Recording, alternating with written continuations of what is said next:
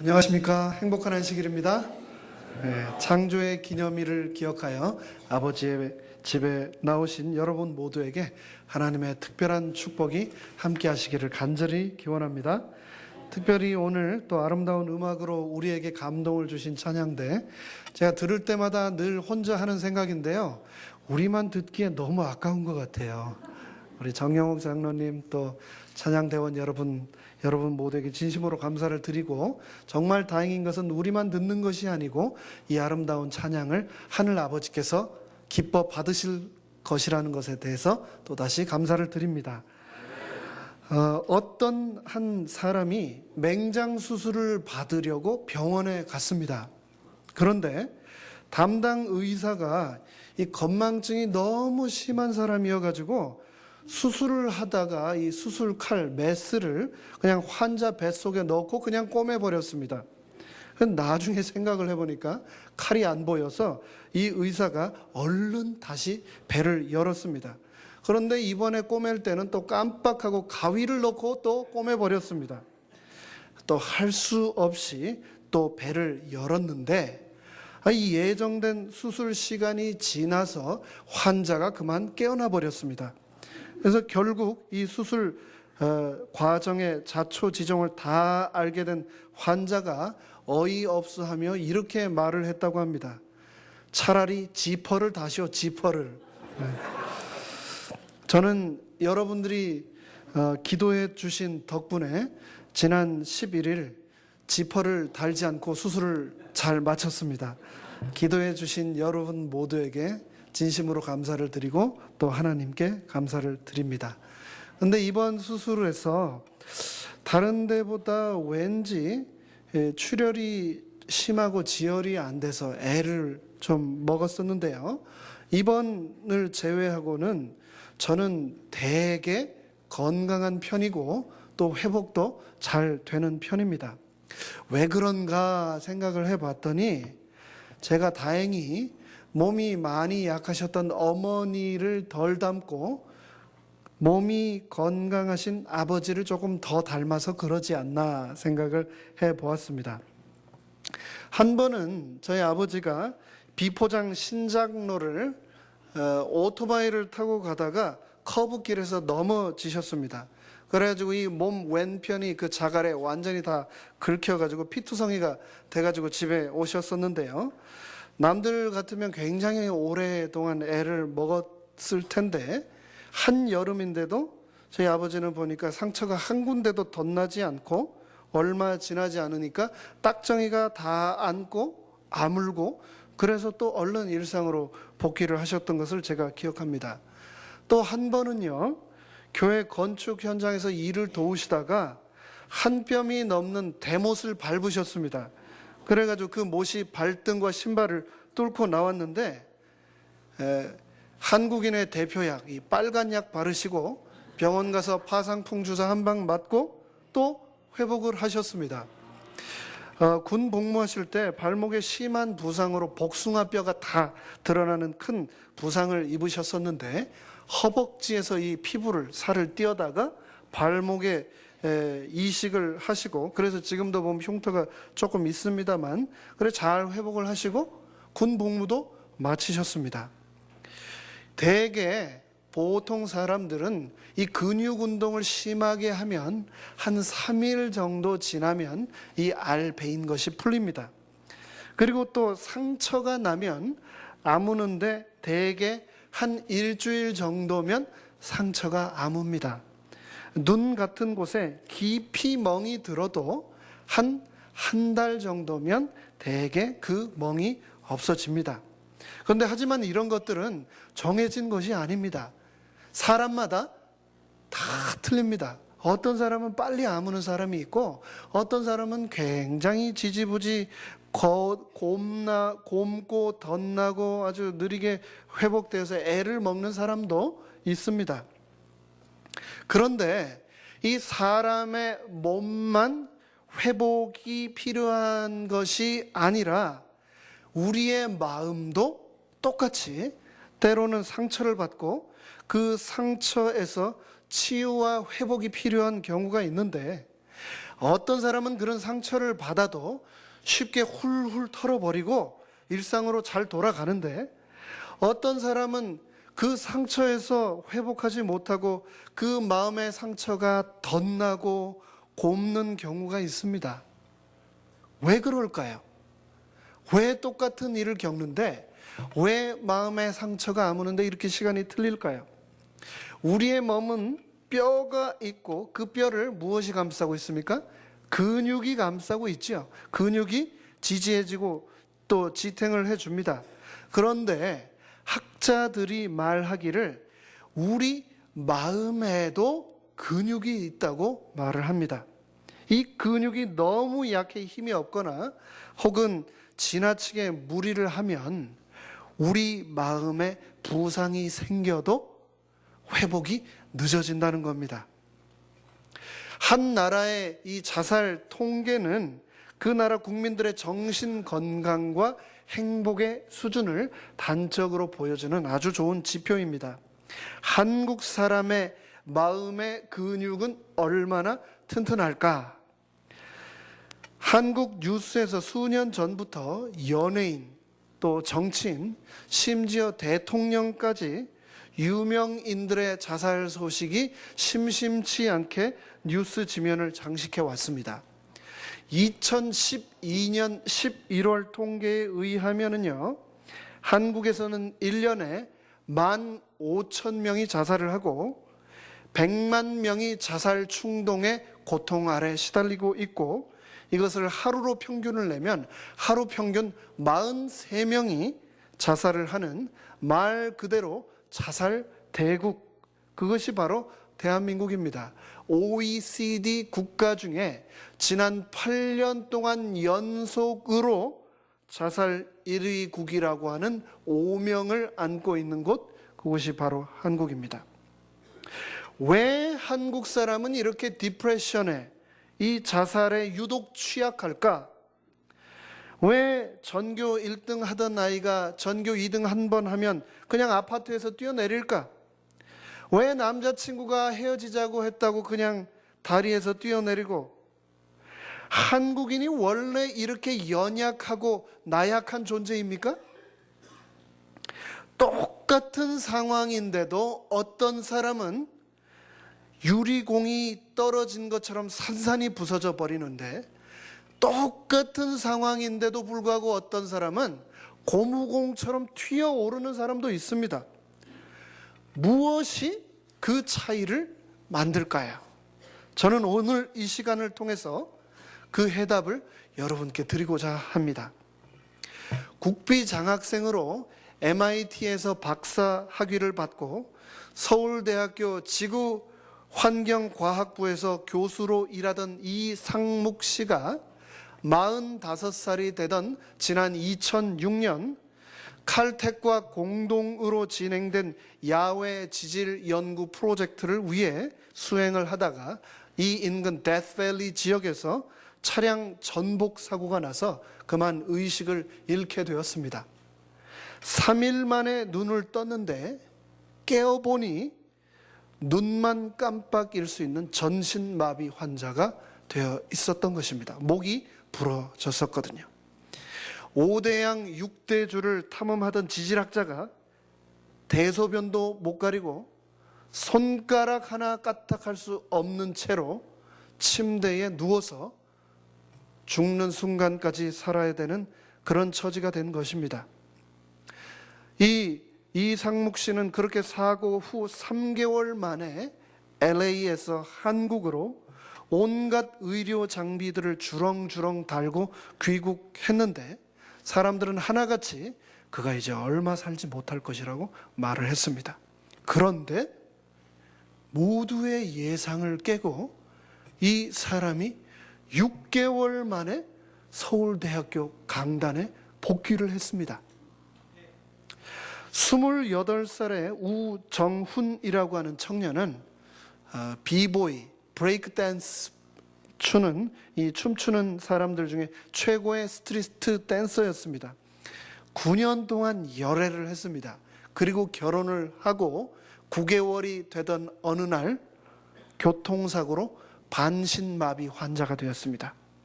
무대에서 두 발로 비보이게를 탈환했던 댄서가 다리를 잃은 겁니다.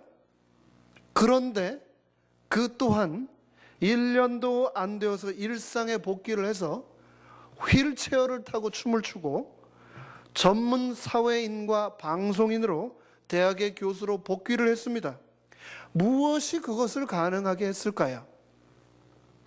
에이미 멀린스라고 하는 사람 잘 아실 겁니다. 에이미 멀린스는 선천적 기형으로 태어날 때부터 종아리뼈가 없어서 1살 때 두 다리를 절단하는 수술을 했습니다. 무릎 아래 다리가 없는 장애인입니다. 그런데 그녀는 의족을 끼고 1996년 장애인 올림픽에서 100m를 15초 77 만에 돌파하며 세계 신기록을 세웠습니다. 두 다리 다 있는 저는 100m를 21초에 뛰는데 두 다리가 하나도 없는 에이미는 15초 77 만에 뛰면서 금메달을 거머쥔 겁니다.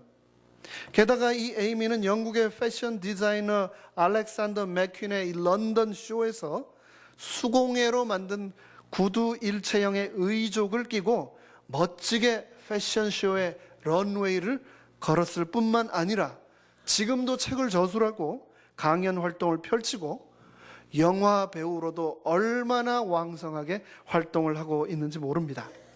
피플지가 선정한 아름다운 여인 50인의 이름을 올린 에이미 멀린스. 그녀는 어떻게 이 모든 시련들을 극복해 낼 수 있었을까요? 성경에도 보면은 자신의 성격적인 결함, 또 환경적인 결핍, 상황적인 요소들 때문에 좌절하고 실패하는 수많은 사람들이 등장을 합니다. 그런데 그럼에도 불구하고 어떤 사람들은 그 시련과 역경이 도리어 큰 동기부여가 되어서 더욱 단련되어 큰 일을 할 뿐 아니라 오늘날까지 우리에게 귀감이 되는 사람들도 있습니다.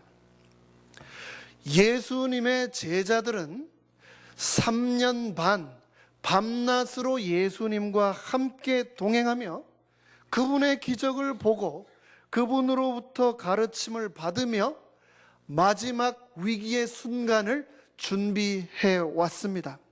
그럼에도 불구하고 정작 그들에게 다가온 최후의 마지막 위기의 순간, 십자가 앞에서 단 한 사람도 남지 않고 뿔뿔이 다 도망치고 믿음 안에서 실족하고 말았습니다. 예수님께 가장 도움이 필요하던 그 순간 다들 그분을 떠나고 그분을 공중 앞에서 부인하고 많은 죄를 지었던 것입니다. 그런데 제자들이 예수님을 부인하고 예수님을 떠나 도망하였지만 똑같은 환경에서 똑같은 위기에서 그 중에 유일하게도 단 한 사람은 예수님을 끝까지 지켜주었을 뿐만 아니라 예수님의 어머니까지도 끝까지 지켜준 한 제자가 있었으니 그의 이름이 바로 누구입니까? 요한이었습니다. 요한. 모든 사람들은 다 예수님을 배반하고 떠나고 예수님 곁을 지켜드리지 못했는데 무엇이 그로 하여금 이런 힘을 얻게 하였을까? 그의 용기와 담력과 시련 극복의 힘의 근원은 무엇일까? 십자가라고 하는 큰 시련 앞에서 모두 유리공처럼 다 깨어져 버렸는데 어떻게 요한만 고무공처럼 튀어올라 하나님의 나라를 위해서 예수님을 위해서 우뚝 서서 어떻게 그렇게 활약할 수 있었을까요? 요한이라고 하는 이름은 히브리어 요하난을 헬라어로 발음 나는 대로 적은 것인데요, 야훼라고 하는 하나님이라고 하는 이 뜻과 또 하난, 은혜라고 하는 뜻의 두 개가 합쳐진 여호와는 은혜로우시다라고 하는 아름다운 뜻을 가진 이름입니다. 그것이 바로 요한인데, 이 서양 사람들은 요한이라고 하는 이름을 얼마나 좋아하는지 모릅니다. 아마도 전 세계적으로 가장 많이 사랑받고 가장 많이 사용되는 이름 중에 하나가 이 요한이 아닌가 생각됩니다. 요한을 영어로 우리가 어떻게 발음합니까? 존, 그러죠? 그러면 독일어로는 요하네스라고 발음을 한다고 합니다. 유명한 철학자 괴테, 그리고 또 음악가 바하의 first name도, 이름도 다 무엇이었냐면 요한이었습니다. 요한 세바스찬 바하. 그렇죠? 프랑스어로는 요한을 장이라고 발음을 한다고 합니다. 그래서 우리가 잘 아는 칼빈 있죠? 칼빈도 first name이 장 칼빈이라고 합니다.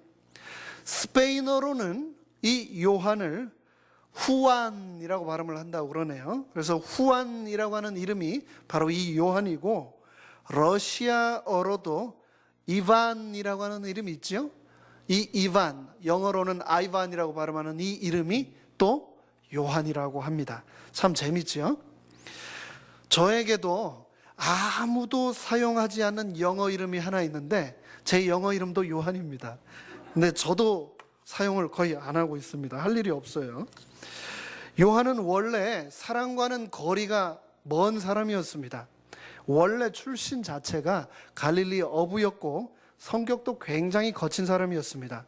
누가복음 9장 51절로 52절을 보면 예수님께서 예루살렘으로 가시는 길에 사마리아의 한 마을을 경유해서 가시는데, 사마리아 사람들이 예수님이 유대인이니 이 마을을 통과하지 못한다라고 길을 막자 요한이 나타나서 예수님, 감히 저 불경한 것들, 저 사마리아인들을 확 다 불로 다 태워 없애버릴까요? 라고 하늘에서 불을 내려 저들을 다 없애버리자고 예수님께 불같이 화를 내며 말하고 있는 모습이 등장을 합니다. 그래서 오죽하면 그 광경을 보시고 예수님께서 그에게 별명을 하나 붙여주셨는데, 그것이 바로 보아너게입니다. 우레의 아들, 번개, 천둥의 아들. 오죽하면 그렇게까지 별명을 붙이셨겠습니까? 또 누가복음 9장 49절로 50절에 보면 요한이 우연히 지나가다가 한 사람이 예수님의 이름으로 귀신을 쫓아내고 있는 모습을 보고 또 불같이 화를 내면서 도대체 당신이 누구인데 누구 맘대로 남의 스승님의 이름을 빌려 귀신을 쫓아내고 있는 거야? 계속 이러면 가만히 두지 않겠소? 라고 하면서 협박하는 장면이 또 나옵니다. 요한이 지나치게 편협한 마음 또한 가진 사람이라고 하는 것을 우리는 이 누가복음을 통해서 알 수 있습니다. 그런데 그랬던 요한이 어떻게 최후의 순간에 그에게 다가왔던 수많은 시련들과 핍박을 꿋꿋이 이겨내고 사랑의 사도로 그의 삶을 마감할 수 있었을까요? 그 힌트를 저는 요한복음 13장 23절에서 찾았습니다. 요한복음 13장은 예수님께서 십자가에 돌아가시기 전 제자들과 최후의 만찬을 하시는 장면이 등장합니다. 그런데 거기에서 요한이 있었던 자리를 유심히 눈여겨 보시기 바랍니다. 요한은 그 식탁의 맨 끝자리도 아니고 예수님 건너편도 아니고 예수님 바로 옆자리에, 그것도 예수님 품에 의지하여 누워 있었다라고 성경은 기록을 하고 있습니다. 23절에 예수의 제자 중 하나, 곧 그가 사랑하시는 자, 요한을 말하는 거죠. 그가 사랑하시는 자가 예수님 품에 의지하여 누워 있는지라. 예수님께서는 모든 제자들에게 똑같이 길이요 진리요 생명이요 사랑으로 오셨습니다. 그런데 사람 눈에는 관심 있는 것만 보이나 봅니다. 그 사랑으로 오신 예수님을 어떤 제자는 그 예수님을 돈으로만 보았고, 또 어떤 제자는 권력으로만 보았습니다. 요한은 제자들 중에 나이가 가장 어렸습니다. 공부도 많이 못했습니다.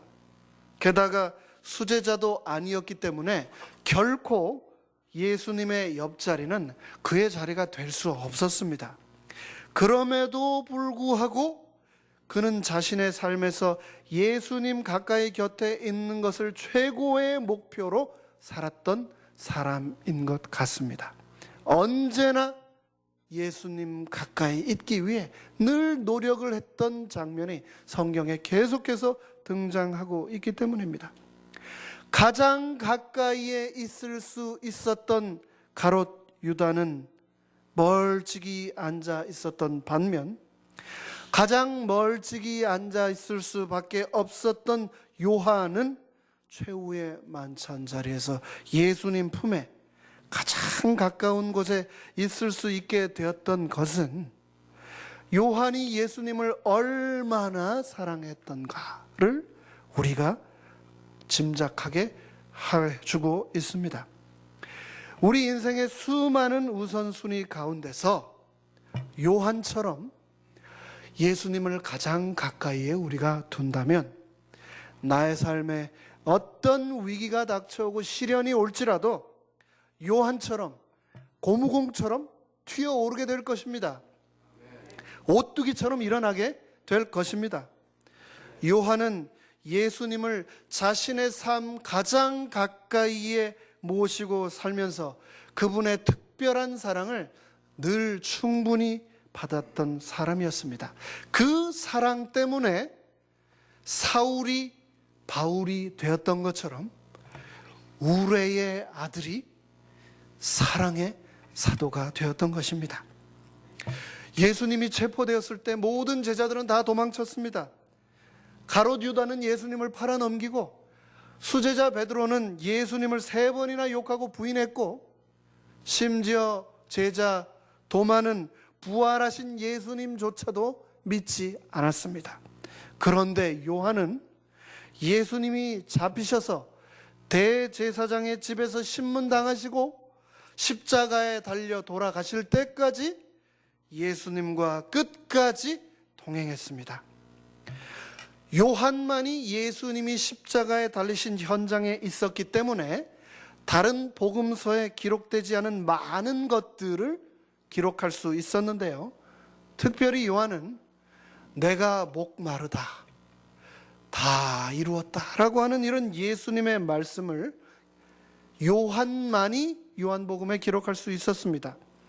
또 요한은 십자가 바로 아래 있으면서 로마 군병이 예수님의 옆구리를 창으로 찔렀을 때 피와 물이 쏟아져 나오는 그 광경을 직접 그의 눈으로 다 목격하였던 유일한 제자였습니다. 니고데모와 아리마대 사람 요셉에 의해서 무덤에 장사된 사실까지도 생생하게 요한만이 유일하게 기록할 수 있었던 이유는 요한만이 그 현장에 있었고 마지막까지 예수님을 따랐기 때문에 가능한 일이었습니다. 요한복음 20장 4절에 보면 부활의 소식이 전해지자 두 제자가 예수님을 따랐습니다. 베드로가 갔고 또 요한이 갔습니다. 그런데 20장 4절에 보면 베드로보다도 먼저 더 빨리 달려서 예수님의 부활을 직접 보았던 제자, 그는 요한이었습니다. 또 예수님께서 부활하신 후에 제자들을 만나시고 후에 갈릴리로 가셔서 물고기를 잡고 있는 제자들에게 나타나셔서 말씀을 하셨지만 다른 제자들은 아무도 그분이 예수님이신지 알아보지 못했을 때 유일하게 요한만이 그분이 바로 부활하신 예수님이라고 하는 것을 알아보았습니다. 요한에 관한 전설이 많습니다. 그런데 그 중에 터툴리안이라고 하는 사람이 남긴 기록에 의하면 요한은 예수님의 어머니 마리아가 죽은 후에 로마로 갔는데 거기서 핍박을 받다가 끓는 기름 담긴 가마솥에 던져졌는데 그럼에도 불구하고 아무런 해도 입지 않고 거기서 나왔고, 또 햄록이라고 하는 독초로 만든 독약을 강제로 마시게 했는데도 죽지 않아서 결국 도미시안 황제가 반모라고 하는 섬으로 유배를 보내서 채석장에서 강제 노동을 하게 하였다고 합니다. 그럼에도 불구하고 요한은 거기에서도 죽지 않고 18개월이라고 하는 유배 세월 동안 그곳에서 요한 계시록을 기록하였고, 후에 석방되어 에베소로 돌아가서 요한복음과 요한 1, 2, 3서를 기록하였을 뿐만 아니라 죽기까지 에베소 교회의 감독으로 충성을 다하며 그곳에서 눈을 감았다라고 기록을 하고 있습니다. 그 누구보다도 무서운 핍박과 시련, 생명의 위협을 받았음에도 불구하고 요한은 그의 삶을 포기하거나 원망하지 않고 시련이 다가올 때마다 고무공처럼 튀어오를 수 있었는데, 그의 힘의 비밀은 바로 예수님이었습니다. 누구보다도 요한을 가까이에서 지켜봐 주시고 무조건적인 사랑을 베풀어 주셨던 예수님이 계셨기 때문에, 아이가 엄마에게 그러듯이 언제나 늘 기댈 언덕이 되어 주셨던 예수님이 계셨기 때문에 요한은 그 모든 시련을 다 이겨낼 수 있었던 것입니다. 하와이 군도 북서쪽 끝에 섬 둘레가 약 30마일밖에 되지 않는 굉장히 작은, 인구 전체가 3만 명에 불과한 카우아이라고 하는 섬이 있다고 합니다. 아름다운 폭포가 섬 전체에서 흘러내리고 1년 365일 중에 350일이 비가 오는, 말 그대로 섬 전체가 울창한 열대 정원인 이 섬은 주라기 공원, 또 블루 하와이 등과 같이 유명한 영화들의 주 촬영지로 사용되었던 곳입니다. 자연 환경은 말 그대로 지상 천국 같은 곳이었지만 이곳이 1950년대만 해도 이 섬에 살고 있는 사람들에게는 벗어나고 싶은 지옥과 같은 곳이었다라고 합니다. 하와이가 미국의 50번째 주로 편입된 것은 1959년인데요. 그 이전에 이 카우아이 섬은 관광지로 개발되지도 않았고, 말 그대로 이 섬은 오지 중에 오지로 주민들은 대대로 지독한 가난과 질병에 시달렸고, 주민 대다수는 범죄자나 알코올 중독자 혹은 정신질환자들이었습니다. 학교 교육도 제대로 이루어지지 않아서 청소년들의 비행이 심각했으며, 그래서 이 섬에 태어난다라고 하는 그 자체만으로도 마치 불행한 삶을 예약하는 것이나 다름없었다고 합니다. 그런데 6.25 한국 전쟁이 끝난 다음 해인 1954년에 이 미국 본토에서 소아과 의사, 정신과 의사, 심리학자에 이르기까지 다양한 학자들이 이 섬에 도착하여 카우아이 섬 종단 연구를 시작했습니다. 종단 연구란 오랜 세월 동안 같은 연구 대상자를 계속 추적 조사해서 하는 연구를 말하는데요.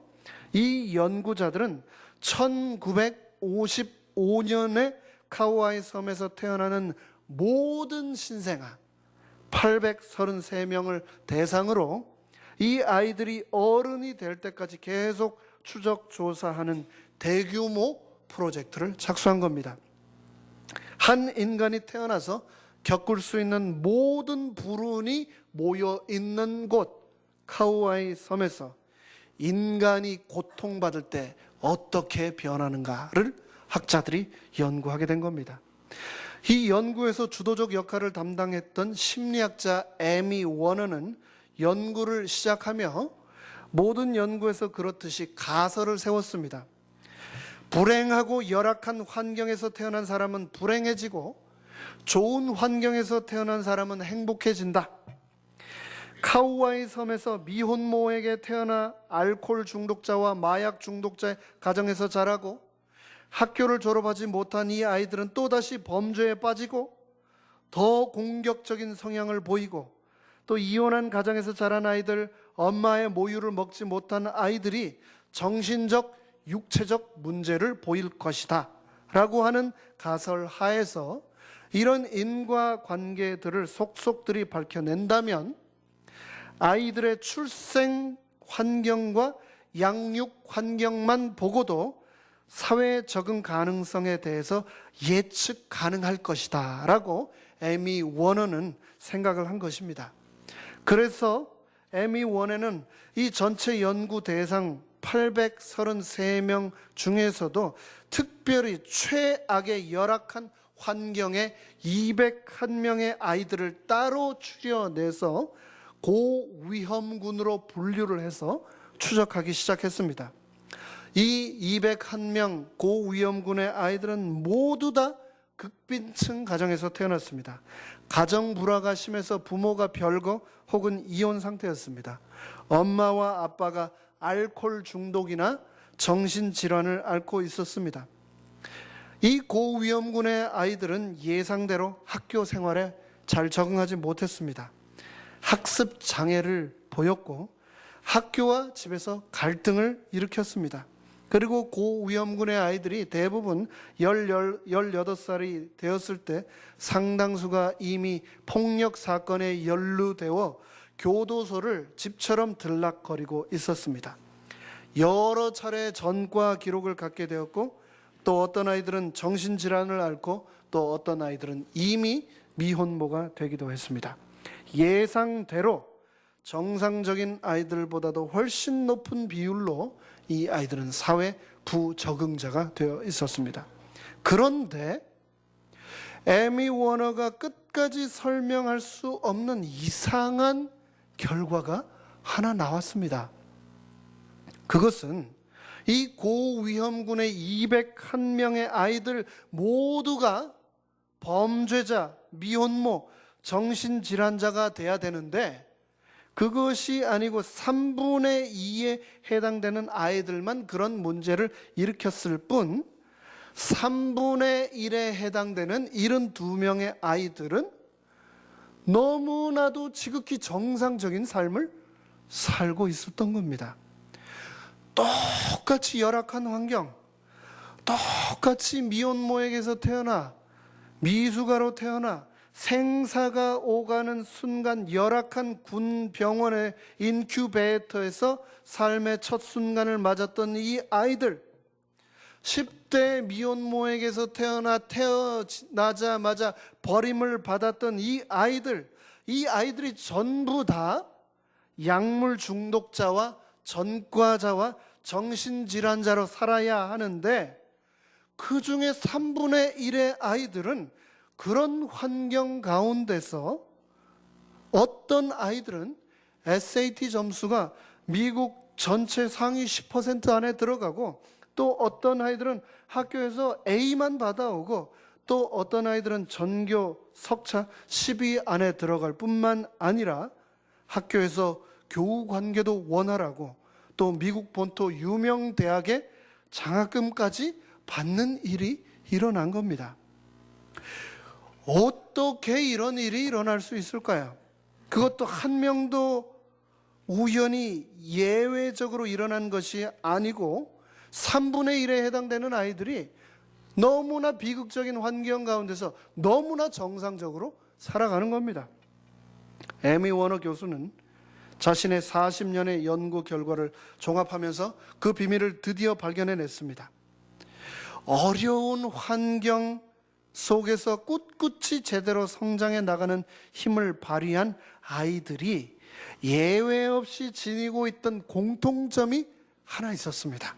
그것은 그 아이의 입장에서 무조건적으로 이해해주고 받아주는 어른이 적어도 그 아이 인생 중에 한 명이 있었다는 겁니다. 그 사람이 엄마였던 아빠였던 혹은 할머니, 할아버지, 이모, 삼촌이었던 간에 그 아이를 가까이에서 지켜봐주고 무조건적인 사랑을 베풀어서 아이가 언제든 기댈 언덕이 되어 주었던 사람이 적어도 한 명이 있었던 겁니다. 말씀을 시작하면서 한국이 OECD 국가 중에 지난 8년 동안 연속으로 자살 1위를 기록하고 있다고 말씀드렸습니다. 왜 그들이 삶을 포기하는가? 왜 자살하는가? 그만큼 힘들고 그만큼 외롭다는 말이 아닐까요? 한국 사람들은 지금 바로 그 한 사람이 없어서 너무나 외로워하고 좌절하고 있는 것입니다. 주위에 사람이 그렇게 많은데 사랑이 없는 겁니다. 한 명만 있으면 되는데 그 한 명이 없어서 좌절하고 있는 것입니다. 인생의 막다른 길에서 인생 절벽 끝에 서서 답답한 마음에 전화기를 꺼내 들었는데 전화 걸어 마음 털어놓을 곳이 없어서 다시 전화기를 내려놓은 적 혹 있으십니까? 우리는 단 한 명도 예외 없이 사랑받기 위해 태어난 사람들입니다. 우리는 사랑을 받아야 합니다. 왜냐하면 사랑을 받아야만 줄 수 있기 때문입니다. 우리를 그렇게 창조하신 하나님께서 그 사랑을 주시기 위해서 2000년 전 그분의 하나밖에 없는 독생자를 이 세상에 보내셨습니다. 예수님은 내 인생에 꼭 필요한 그 단 한 명이 되기 위해서 십자가에서 바로 나를 위해 돌아가셨던 겁니다. 오늘 말씀드리는 이 설교의 주인공 요한은 그의 복음서 3장 16절에 이렇게 기록하지 않았습니까? 하나님이 세상을 이처럼 사랑하사 독생자를 주셨으니 이는 저를 믿는 자마다 멸망치 않고 영생을 얻게 하려 하심이라. 하나님의 뜻은 내가 눈물과 고통 가운데서 좌절하고 있는 것이 아닙니다. 하나님의 뜻은 멸망이 아니라 영생입니다. 전신마비 환자 서울대 이상묵 교수, 두 다리 없이 올림픽 육상 금메달리스트가 된 에이미 멀린스, 그들 모두에게는 그들을 가장 가까이서 지켜봐주고 무조건적인 사랑을 베풀어주고 언제든 기댈 언덕이 되어주는 한 사람이 있었습니다. 인생의 시련이 다가올 때 기억하십시오. 바로 내 옆에는 누가 계시다고요? 예수님이 계십니다. 언제든 기댈 수 있는, 세상 그 누구보다도 나를 사랑하시는 한 사람, 예수님이 계심을 기억하시기 간절히 부탁드립니다. 요한이 그랬던 것처럼 예수님 곁에, 예수님 함께, 또 예수님 품에 있는 것을 우리의 삶의 최우선 목표로 삼게 되시기를 간절히 바랍니다. 그래서 항상 예수님과 동행하는 삶을 살게 되시기를 간절히 바랍니다. 내 인생 가장 가까이에서 나를 지켜주시는 예수님이 오늘 내가 혹 넘어질지라도 다시 일으켜 주실 것입니다. 요한일서 4장 10절과 11절은 다음과 같이 말하고 있습니다. 사랑은 여기 있으니 우리가 하나님을 사랑한 것이 아니요 오직 하나님이 우리를 사랑하사 우리 죄를 위하여 화목제로 그 아들을 보내셨습니다. 사랑하는 자들아, 하나님이 이같이 우리를 사랑하셨은 즉 우리도 서로 사랑하는 것이 마땅하도다.